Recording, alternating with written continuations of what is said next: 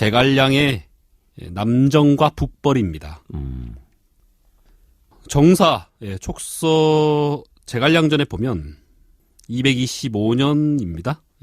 남정이 있었던 해가 봄에 제갈량은 남쪽 정벌에 나서서 그해 가을에 모두 평정하였다.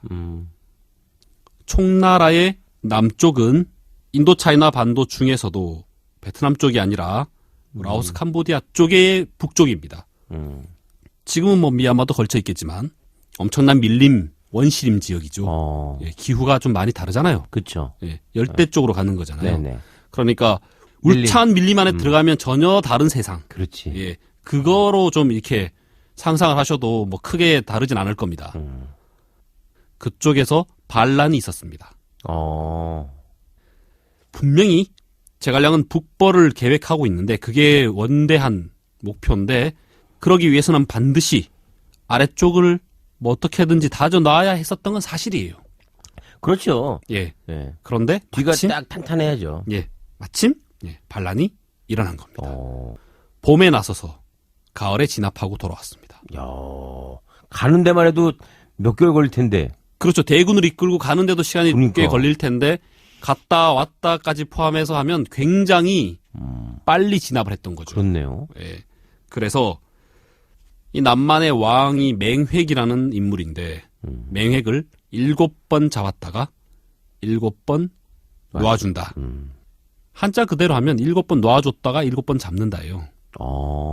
그렇습니다. 그런데 이제 삼국지 연의를 읽으신 분들은 칠종칠금 뭐 소설이겠지 얘기를 하시는데 진수의 정사 역사에 나오는 것이 아니라 배송지 주석에 나오는 거기 때문에 아무튼 제갈량의 굉장한 능력을 보여주는 그런 전투였습니다.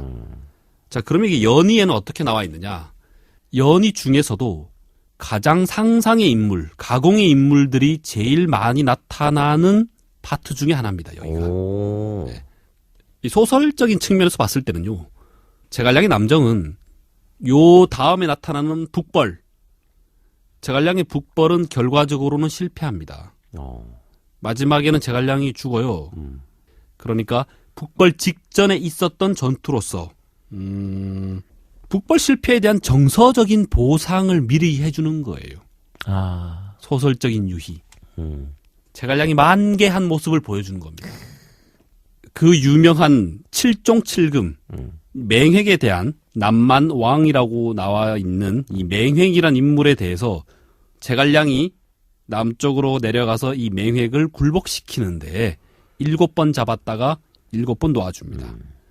이렇게 했던 이유는 완전히 진심으로 항복하게 만들어서 정말 촉군이 철수하고 나서도 그 지역이 전혀 흔들림 없이 그렇죠. 반란하지 않도록 그렇게 만들기 위해서 그런 행동을 반복했던 겁니다. 그래서 처음에는 이제 먼저 쳐들어갑니다. 쭉 쳐들어가서 반란을 대부분 진압을 하고 항상 반란에는 이 만인의 세력을 끌어들일 수 있기 때문에 실제로 그랬고 그럴 수 있기 때문에 만인을 굴복시켜야 한다라고 생각해서 물을 건너갑니다.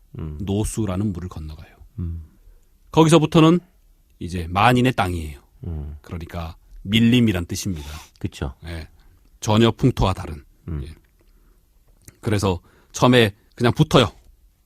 붙었더니 게임도 안 되게 이제 빽깨갱 이렇게 돼서 박살 나겠지. 맹획을 딱 잡아옵니다. 그랬더니 맹획이 뭐 투덜투덜해. 이 자식 잡혀놓고. 그래서 공명이 왜 투덜거려? 그랬더니 내가 이거 실력으로 잡힌 게 아니다. 정말 진짜 운이 없어서 갑자기 했더니 몸이 안 풀려서 뭐 이런 식인 거지. 그래? 그럼 좋아. 몸 좀 제대로 풀고 다시 붙자. 다시 보내줘요. 그래서 좀 전법을 달리해. 뭐 그런 거 있잖아요. 저 그냥 붙었다가는 안 될 것 같아. 그러니까 우리 좀 지구전을 펼치자. 딱 숨어 있으면 여기가 풍토가 다르고 하다 보니까 뭐 병이라도 걸려서 말라리아 걸려 죽을 거야. 그렇죠. 그래서 지가 철수할 거야. 뭐 이렇게 또 전법을 달리해. 또 그래도 제갈량이 또 다른 방법으로 뿅 해서 또 잡아와요. 그럼 또 변명을 해요. 또 이번엔 어떻게 잡혔어? 알았어? 또 놔주고 이렇게 합니다. 그리고 난 다음에 맹획이 또 잡혀왔어요. 이번에는 제갈량이 나타나지 않아. 어? 잡아오지도 않아. 그러면 그냥 일단 다 같이 잡혀 있는 포로 네. 잡혀 있을 거 아닙니까? 거기서 맹획을 따로 잡아오지도 않고 그냥 전령이 하나 와서 맹획 보고 저 빨리 또 가셔서 다른 것도 데리고 오래요. 그 자존심 상하는 얘기인데. 그렇죠. 그 이번에는 상대도 안 해주는 거야. 그러니까 빨리 가서 또 뭐 다음 거 준비하세요. 예, 그러니까 맹획이 그냥 제 발로 제갈량을 찾아가서 아휴, 이제 안 할게. 난 못하겠어. 제갈량이 이제는 목적을 달성했잖아요. 그렇죠. 맹획한테 다 돌려주고 그대로 다스리게 합니다. 네가 감히 넘볼 상대가 내가 넘볼 상대가 아니구나라는 걸 깨우쳤으니까. 그렇죠. 아무튼 그렇게 완벽하게 평정을 한 겁니다. 자, 소설은 이렇게 표현했지만 실제로는 분명히 어떻게든 완벽하게 평정을 했다라는 거죠. 그렇죠. 그리고 돌아오는 길에 네. 원정을 나섰을 때 건넜던 그 노수라는 곳, 그 네. 물을 다시 건너는데 이번에는 건널 수가 없는 거예요. 왜요? 너무나 물이 험하고 오, 그리고 뭔가 배를 띄우면 뜨지가 않는 겁니다. 왜 그렇지? 하여튼 어떻게든 건널 수가 없는 거예요. 그래서 이거 왜 이러냐? 라 그랬더니 맹획이 가르쳐 줍니다. 여기에 원혼이 너무 많아서 이게 지금 그냥은 못 건너가고 여기에 원혼을 달래는 제사를 지내야 한다. 그럼 어떻게 지내느냐? 과거에는 산 사람의 목이 필요했다. 49개가. 99개? 49개가 49개. 필요했다. 예. 그런데 지금 제갈량 같은 또 훌륭한 사람이 멀쩡한 사람 죽일 수는 없잖아요. 그렇죠. 그래서 만든 것이 산 사람의 머리를 대신해서 제물로 만든 것이 바로 만두입니다. 아무튼 정사에는 없습니다. 그래서 노수에 있는 원혼을 달래는 것이 아니라 속이는 거지. 그렇죠. 네. 네. 그래서 만두는 제갈량이 만들었다라고 알려져 있죠. 그런데 역사적 근거는 없습니다. 적어도 삼국지 정사에서는. 그리고 저는 결정적으로 제갈량이 참 무수하구나라고 생각했던 것은 아까 얘기했던 그 남정을 갔을 때 네. 봄에 가서 가을에 모두 평정하였다라는 것과 그다음에 그 위서 명제기에 보면 어떤 대목이 나오냐면 제갈량이 북벌하는 그 과정에서 이런 문장이 나와요. 사마의가 제갈량이 이끄는 촉군과 대치하고 있어서 승리를 확신할 수 없다. 네? 위군이 비록 세력이 크고 네. 사마의가 우수하지만 촉군을 이끄는 사람이 제갈량이기 때문에 승리를 확신할 수 없다. 이야. 그런 문장이 나옵니다. 제갈량이 등장하면요. 한 수 접는 듯한 표현이 정사에도 제법 나옵니다. 오서에도 제갈량이 있기 때문에 어떠하다 하는 표현도 종종 나오고요. 그러니까 제갈량은 문무정 모두에 거의 뭐 통달했다고 볼 수 있습니다. 자, 그 다음이 바로 북벌입니다. 네. 제갈량은 남정이 돌아오자마자 거의 북벌에 나섭니다. 2년 뒤에 나섭니다. 왜 그렇게 일찍 나서느냐? 조비가 죽었습니다. 위나라 황제가 바뀝니다. 문제에서 명제로 바뀌어요. 그러니까 이때 좀 혼란하지 않나 싶어서 빨리 나갑니다. 제갈량의 북벌은 그 육출 기산이라 그래서 6번 나간 걸로 보통 이야기를 합니다. 그런데 정사를 자세히 이렇게 좀 세보면 5번이 맞지 않나 라고 생각한다고. 예, 이건 제 얘기가 아니라 네. 그렇게 주장하는 분들이 많습니다. 예, 그런데 저도 거기에 좀 동의하는 편입니다. 그러니까 5번, 6번에 걸친 북벌을 한눈에 제가 설명을 해드리면 어떤 식이냐. 한중이란 곳에서 한중이 총나라와 위나라의 경계입니다. 한중을 갖고 있어요. 아직 총나라가. 네.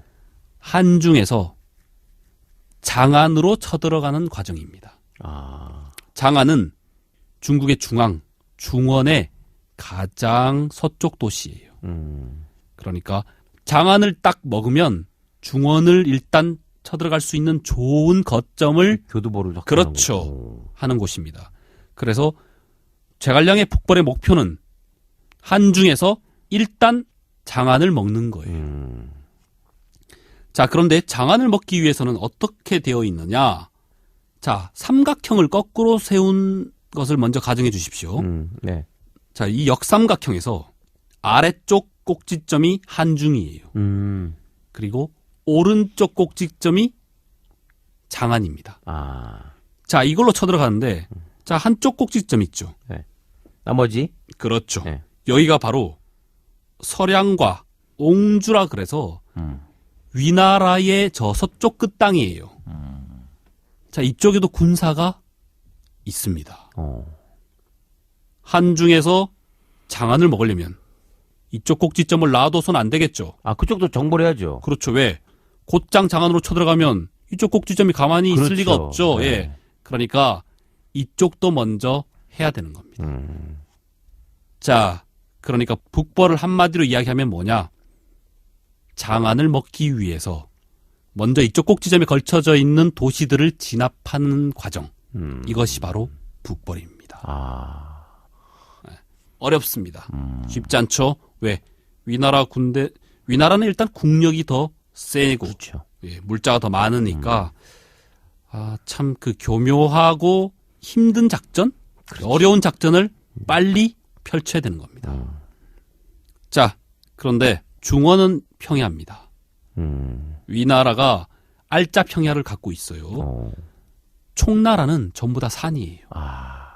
중원으로 건너가기 위해서는 엄청난 산의 바다, 산맥들의 바다를 넘어야 돼요. 그래서 한중에서 장안까지는 다 산들입니다. 그 산들 사이에 있는 길이 있는데 그 길들이 굉장히 험하고 좁습니다. 자, 그 길들은 어떤 걸로 이루어져 있느냐? 잔도라고 들어보셨는지. 잔도요? 예. 이 잔도가 뭐냐면 낭떠러지에 옆에 그 나무 같은 걸로 이렇게 붙여놓은 길 있죠. 예. 그게 바로 잔도입니다. 그거 장난 아니던데. 그렇죠. 잘못 미끄러, 아! 예, 맞습니다. 네, 그거 아니에요. 예. 그 잔도의 잔자가 그 사다리 잔자라 그래가지고 사다리를 얹어 놓은 거예요. 아, 그렇구나. 그러니까 낭떠러지에 길을 만들어 놓은 거네. 맞습니다. 그 만드는 방법이 어떻겠습니까? 낭떠러지에 기둥을 박아, 쇠기둥을 박아서 거기다 뭔가를 걸쳐 놓는 거예요. 한중에서 장안으로 가는 데에는 길이 5개가 있답니다. 그냥 그 역사에 나오는 게 그래요. 네. 소설에서도 그것을 잘 이용해 놨습니다. 이 5개의 길 중에 특히 한 개는 확실한 잔도입니다. 그러니까 이 길을 놓고 머리 싸움이에요. 어디로 갈 것인가, 어디로 올 것인가, 장기를 두는 것 같은 수싸움을 하는 겁니다. 이게 바로 북벌의 요체예요. 자, 길이 이렇게 험하다 보니까 도시와 도시 사이에 머무를 수가 없어요. 군사적으로. 길이 워낙 좁다 보니까 그 사이에 거점이 없는 겁니다. 그래서 왕창 가서 거기다가 점령을 하면 거기서 살 수가 있는데 거기서 못해. 실패했어. 그러면 처음부터 다시 돌아와야 돼. 아, 중간이 없는 겁니다. 그렇네. 네. 그래서 가면 뭐 아니면 또 옵니다. 그런데 1차전을 나서기 전에 꼭 봐야 할 게 있습니다. 유명한 것이 뭐냐? 출사표라는 것이 있습니다. 제갈량이 유비의 아들 유선 후주한테 바친 글이 바로 출사표입니다. 그 보통 출사표라고 하면 그 전출사표를 얘기합니다. 버전이 2가지인 거죠. 그 후출사표는 1차전 그 실패하고 와서 이렇게 올리는 좀 의미가 좀 다른 거라고 볼 수 있죠. 명문장입니다. 거의 뭐 그러니까 출사표 명문장인 것은 내가 이렇게 나가서 뭐 출마합니다 여러분 이게 아니라 뭐 자신의 소명과 뭐 신하로서 입장 그리고 전쟁의 명분이랄까 그리고 역사 애국심 아니면 뭐 충성심, 그리고 어떻게 전쟁을 치를 것이며 뒤에는 어떻게 할 것이다 라는 뭔가 모든 내용이 다 들어있으면서 논리와 조화가 확실하게 맞는 듯한 뭐 그런 느낌. 그 헤아린다고 하죠. 그 헤아림이 어떻게 저렇게 참 구석구석까지 다 미치는지 정말 놀라울 뿐입니다. 아주. 자, 그래서 1차 북벌, 뭐든지 1차가 제일 중요하죠. 아깝게 실패를 해요. 실패를 합니다. 왜 실패를 하느냐? 다 해놓고 누구한테 뭔가를 시켰는데 걔가 제갈량의 명령대로 하지 않고 지 마음대로 응용하다가 그렇게 실패를 합니다. 아이, 참. 자, 그 얘기를 하기 전에 첫 번째 출발할 때 위연이란 장수가 있어요. 그 위연이란 장수가 굉장히 우수한데 제갈량한테 의견을 제시합니다. 내가 다른 길로 가서 잔도 있죠? 예. 한중에서 장안으로 가는 5개 길 중에 이 잔도를 통해 가서 장안을 급습하고 본대를 기다리겠다. 이런 계책을 제갈량한테 제시를 합니다. 받아들이지를 않습니다. 이때 위연은 굉장히 불만을 표출을 해요. 항상 위연은 제갈량을 겁쟁이라고 했답니다. 위연은 이렇게 투덜거렸다라고 나오지만 제갈량은 항상 위연을 높이 평가했습니다. 어찌됐건 요 의견은 받아들여지지 않고요. 다른 방식으로 공격해 나갑니다. 그런데 초반에 괜찮게 이겨요. 자, 여기서 제가 먼저 연희 얘기를 좀 하겠습니다. 네. 연희에는 어떻게 되어 있냐면 처음부터 제갈량의 호적수 사마의가 등장하지 않습니다. 근데 연희에서 사마의가 왜 처음부터 나타나지 않았느냐? 소설에서는 제갈량이 반간계를 써서, 반간계 아시죠? 서로 네. 이간하게 만들어서 사마의를 낙향시켜요. 그래서 어린 황제 명제가 사마의를 너 좀 거기 가서 좀 쉬고 있어. 이렇게 해서 또 어벙한 놈이 제가 선봉에 나설게요. 이런 놈을 하나 사령관으로 보냅니다. 그러니까 얘를 상대로 제갈량이 뭐 갖고 놀아. 소설에서는. 그렇게 해서 삼각형 있죠. 역삼각형의 왼쪽 꼭지점. 그쪽에 있는 도시들이 여기도 다 점령을 하고 착착 잘 진행되고 있었는데 그때 이제 저쪽에서도 정신을 차려가지고 사마의가 나타납니다. 그때부터는 제갈량도 긴장을 하긴 해요. 왜? 얘가 제일 만만치 않은 놈이니까. 나타나자마자 그 제갈량이 협력해서 공격하려고 했던 그 맹달이란 장수를 먼저 사마의가 나타나자마자 없애버려요. 그렇게 해서 협공하려고 했던 그 한쪽 축을 없애버립니다. 정사에서는 사마의는 처음부터 낙향한 적이 없어요. 처음부터 1차 북벌이 시작하자마자 사마의는 바로 이 맹달을 진압을 해버리고 등장합니다. 그런 다음에 이제 본격적으로 시작을 하는 거죠. 자, 그런데 제갈량이 자, 처음에 좀 제대로 다 점령을 하고 본격적으로 장안을 공략하려고 할 때 사마의가 나타나서 어디를 공격하느냐? 가정이라는 곳을 공격을 해요. 가장 중요한 거점이었다고 합니다. 여기를 점령을 하면 다른 거점들이 좀 방어하기가 어려워지는 핵심적인 곳이었죠. 제갈량이 이 중요한 곳에 방비를 맡기는 부하가 누구냐? 마속이라는 부하예요. 마속. 예. 정사에서는 사마의의 활약이 좀 간단하게 나옵니다. 그리고 사마의 열전이 따로 없어요. 그러니까 북벌에 관한 정사의 기록은 제갈량전과 위서 당시의 황제였던 명제기에서 이렇게 따와야 되는데 사마의의 기록이 그렇게 휘황찬란하게 잘 나오지 않습니다. 그 이유는 뭐냐면 사마의는 위나라 다음에 나타나는 진나라의 황제이기 때문입니다. 사마의가 황제예요? 나중에? 예.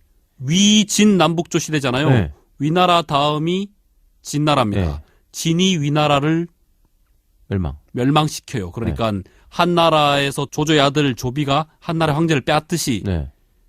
사마의의 아들이 손자가 정확하게는 그 위나라의 황제를 빼앗아요. 오. 그러니까 사마의는 자기가 살아있었을 때 황제가 아니지만 조조처럼 나중에 황제가 됩니다. 등극하는 거구나. 그렇죠. 그러니까 이 삼국지 진수의 삼국지는 진나라 시대 때 써졌어요. 그런데 그 진나라 시대 때 써졌던 역사에 자기의 시조가 열전으로 들어갈 수 있겠습니까? 아, 작은 잔챙이로 어떻게 들어가요? 그렇죠. 본기로 들어가야 될 거 아닙니까? 그런데 삼국지에서는 이 사마의가 본기로 들어갈 수 있는 위치가 아니잖아요. 그렇지. 예, 그러니까 진나라 역사에 아하. 진서에 황제로 들어가 있습니다. 오. 그러니까 삼국지 후반의 자세한 기록은 진서까지 같이 봐야 되는 거죠. 그런데 진서는 당나라 때 써졌고 이 삼국만렵의 복잡한 얘기가 자세하게 나와 있지 않습니다. 설령 진나라에서 제대로 썼다고 하더라도 자기 나라, 자기의 시조의 기록입니다. 얼마나 미화를 시켰겠습니까? 그렇지. 아무튼 이 가정을 놓고 제갈량의 1차 북벌에서 가장 중요한 전투가 벌어집니다. 자, 다시 돌아와서 이곳에 방비를 맡긴 총나라의 장수가 누구냐면 앞에서 언급했듯이 제갈량의 부하 마속입니다. 그래서 마속을 거기에 딱 보내요. 마속 보고 곳곳에 있는 요로 그 중요한 도로. 길목을 그렇죠. 잘 막아라. 그래야지만 거기를 쉽게 지킬 수 있다. 라고 해놓고 보내요. 그리고 부하도 하나 더 딸려서 보내. 제가 잘하는지 감시해라. 자, 그 다음에 사마의는 저기가 중요하다. 왜? 천재들은 뭐 보는 게 알지. 그렇죠. 보면 척입니다. 그렇죠. 가라. 제갈량의 부대가 길목들을 잘 지키고 있으면 아예 포기하고 와라. 라고 보내요. 와. 자, 어떻게 될까요?